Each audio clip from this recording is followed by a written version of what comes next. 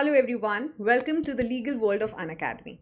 Today's topic of discussion is movie KGF, and with respect to the movie, I'm going to explain you the prevalent mining laws in India. First of all, let me introduce myself. My name is Tanvi Singh and I have pursued my LLB from Symbiosis Law School, Pune. Earlier, I have worked with law firms and legal in the legal publishing industry. Also, I have been mentoring aspirants for law exams since last 5 years. I'm also your Unacademy clad educator. For my classes on Unacademy app, you can join my Telegram channel and therefore you can attend my classes. So let's talk about the movie. It's a blockbuster in today's times and it has earned crores. So the movie primarily talks about the 1970s, the Kolar Gold mines. So in that arena, a gangster goes undercover as a slave to assassinate the owner of the notorious gold mine.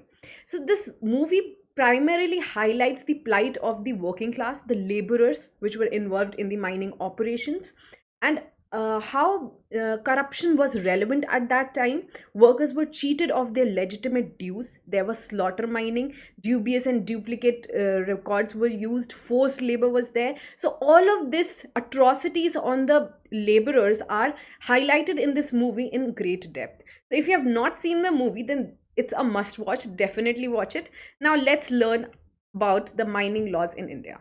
As you know, India is a blessed country with minerals such as coal, bauxite, abundant reserves of coal, bauxite, and other mineral resources. And the reforms that have come forward in the recent times is going to boost the India's production of this critical resources. So, first of all, the Mines and Minerals Development and Regulation Act 1957 is the law which regulates the mining sector in India. It also mandates the requirement for granting leases for mining operations. Prior to 2015, grant of mineral resources was through first come first serve method. Now this system of allocation of mineral concession was discretionary and decision making was not transparent. The corruption was rampant since decades.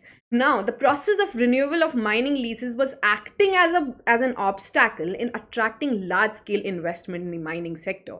The allocation of mineral concession was not generating any revenue to the government other than royalty. So, the various amendments has come post 2015. So, consequently, as a result of all of this, there was a slowdown in grant of new concessions and the renewal of the existing ones. As a result, the mining sector started registering a decline in production, affecting the downstream manufacturing sector, which largely depends on the raw material provided by the mining sector. So, the government has carried out a series of major reforms in the mining sector starting from 2015.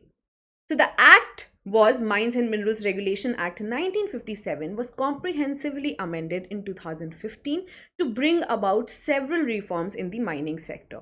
Notably, first of all, the mandating auction of mineral concessions was introduced to improve the transparency in the whole process. Now, there were various district mineral foundation and national mineral exploration trust which were established by the government. Also, very important, stringent penalty for illegal mining was also imposed. Other than this, the act was further amended in the years 2016 and 2020, and the latest amendment is in 2021. So 2016 and 20 allowed transfer of leases for non-auctioned captive mines and to deal with the emergent issue of expiry of leases on 31st March 2020. Further, in order to propel India into a $5 trillion economy and to double the employment potential in next 5 years, the Mines and Minerals Development and Regulation Amendment Act 2021 has been enacted. This is the latest amendment that has been done in this law. Now, MMDR, Mines and Minerals Regulation Act, Amendment Act 2015, what was the primarily initiative of the government? So, e-auction was made mandatory for the grant of mineral concession to ensure transparent method of allotments of mineral wealth. So as you know, earlier it was dependent on first come first serve basis, and also there was various political reasons, and the power of the big businessmen were there, and therefore e-auction was a great initiative which came through amendment in 2015. Now, there was need for renewals and prior approvals, which was removed for ease of doing business and removing the discretions. It also provided for establishing District Mineral Foundation Trust for the welfare of mining affected areas by using contributions from the mining company. A National Mineral Exploration Trust was established for regional and detailed mineral exploration in the country. Penal provisions were made more stringent in order to deter illegal mining activities. So, as you know, if you have seen the movie, you can observe that there were way too much atrocities on the laborers, as well as the mining laws were not clear at that time. So illegal mining was rampant with the corruption. So in order to deter that, penal provisions has been made more stricter through this 2015 amendment. So there were provisions for higher penalties up to 5 lakhs per hectare of the area and imprisonment up to 5 years. Further provision was made for constitution of special courts by the state governments for fast track trial of cases of illegal mining. So particularly for illegal mining, जो भी आपके cases आते थे, it used to go into the fast track. Provision of courts were introduced in this 2015 amendment, because as you know, the litigation takes a lot of time. So this was a very good boost to the mining laws in India. And Prime Minister Narendra Modi has also said that the District Mineral Fund has been formed to ensure that there is no shortage of money for the development of tribal areas. The idea is that a part of the wealth emanating from the tribal areas should be invested in that area. So the government has worked in the favor of making the mining laws in a profitable manner for the country.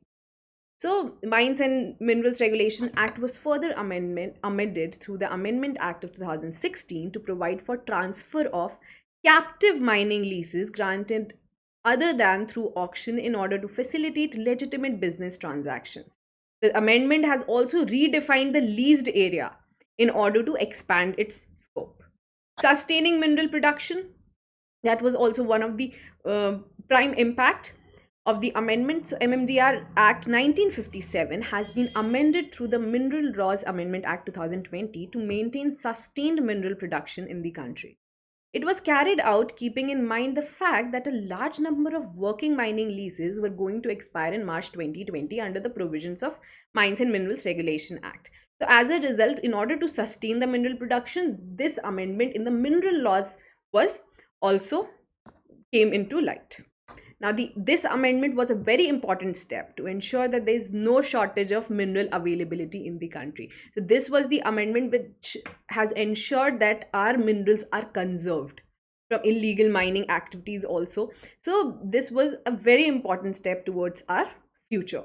So it facilitated seamless transfer of all valid rights, approvals, clearances, licenses and like for a period of 2 years to a new lessee in case of minerals other than coal, lignite and atomic minerals. So this was with the result of Mineral Laws Amendment Act 2020. So you can see how the mining laws are being developed for the betterment of the country, so that a country can also get the profit through it, and in order to curb the illegal mining in the country. In 2020, mining leases of around 334 mines were expiring on 31st March, out of which 46 were working non-captive mines. While some of the states initiated action to auction these blocks, mines allocated through auction could have started mining operations only after obtaining as many as 23 clearances from different government agencies. Now, this was causing inordinate delay in commencement of mining operations and subsequent production of the minerals. So in order to sustain the supply of minerals, the act was further amended through the Mineral Laws Amendment Act 2020. Now, Mineral Laws Amendment Act is one of the most important steps towards the development of the mining laws in India. So let's have a look at the salient features of this amendment. First of all, advance action for auction. Earlier, the government did not have the power to initiate the auction process for the mining leases before the expiry of the lease period. So, in order to ensure the continuity in mining operation, this act allowed state governments to auction the mining lease before the expiry. Transfer of statutory clearances to the new bidders. Now, new bidders can get the statutory clearances transferred. So, the Amendment Act provides that the approval, licenses, and clearances given to the previous bidder shall be extended to the successful bidder in the auction for 2 years. Now, during this 2 years, very important, the new lessee can continue the mining activities but has to obtain all the approvals and statutory license clearances within these 2 years. Now, bolstering mining reforms reasons for amendment 2021. 2021 is the most recent amendment, and it benefits us a lot. So, mining sector directly and indirectly employs about 1.1 crore people and sustains livelihood of about 5.5 crore people. So, if the employment potential is doubled in a period of next 5 years, the benefit of the sector could extend to 10 crores of people. In financial year 2018-19, it is estimated that mining contributed to 4.1 lakh crore to India's GDP. Now the target is to double the contribution of mining to 8 lakh crore by financial year 24-25. So the amendment seeks to achieve Atmanirbhar $5 trillion economy of the country. Henceforth, what are the salient features of the 2021 amendment to the Mines and Minerals Regulation Act 1957 Act Cut 2021 amendment? So let's look at the salient features. So the important one is that revitalizing the mineral sector by giving immediate boost to mineral production, removing the distinction between captive and merchant mines. It allows all captive mines to sell up to 50% of the mineral produced during the year after meeting the requirement of attached plant. So all future auctions will be without any end use restrictions. Resolving pending cases under section 10A by bringing them under the new auction regime. Around 500 cases under section 10A 2B of the Act were pending in absence of the sunset clause. So here also mining operations, the term was substituted with production and dispatch. Now the laws were becoming more clear. There was clarity and everything was being regulated in a better manner. Now since the interpretation of the term mining operations is generic, it was difficult to cancel the non-producing leases. Now, reallocation of non-producing blocks of the government companies, as many of the mining blocks reserved for government companies are not brought into production for many years. Second, very important, to promote the ease of doing business. The validity of statutory clearances of expired mining leases to continue even after expiry or termination of mining lease and shall be transferred to the next lessee of the mine, which is being done through auctions now. The auction was introduced in the 2015 amendment. This will ensure continuity in mining operations and production despite change in lessee, allowing the transfer of all mineral concession without any charges. It also, this 2021 amendment clarifies the scope of the phrase without lawful authority by inserting an explanation in section 21 that now miners can only be penalized under this section for raising, transporting, or causing to raise or transport any mineral without prospecting license, mining lease, or composite license, or in contravention of the rules made under section 23C. Other structural reforms, central government may issue directions regarding composition and utilization of funds by DMF, empowered central government to conduct auction in cases where the states face difficulty in conducting auction or fail to conduct auction in prescribed time fixed in consultation with state government. Let's have a look at the impact of 2015 amendment, because that is the most important amendment which has changed the regulation of mining sector altogether.